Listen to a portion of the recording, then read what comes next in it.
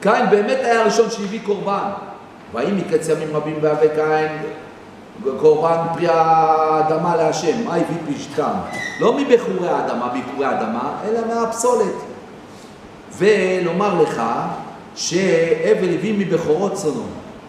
אם היו משתפים אחד את השני, היו מצליחים להביא את התיקון.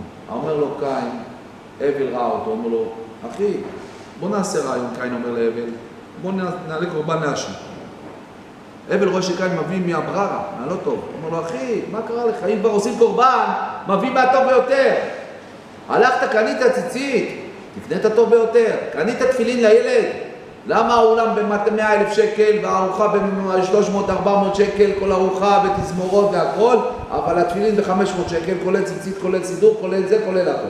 אבל החליפה ב-2,000 שקל. כבר פעם אחת אם אתה עושה, תעשה את הטוב ביותר. אם היו משתפים, אומר הרב ניסים מגן, אחד את השני לא היה קורה הדבר הזה כמו בעולם. יש לך רעיון טוב, שתף את החברים. יש להם רעיון איך לשפר את הרעיון, תשתף, ביחד, זה אחדות. עם ישראל, יש רעיון עכשיו טוב, לקרוא תהילים, להתחזק, להקים עוד שיעור. יש רעיון, מקימים שיעור, אין בעיה. כל הזמן, להתחזק בעבודת השם. זה השיתוף. אם היה שיתוף, היה מביא שלום בעולם.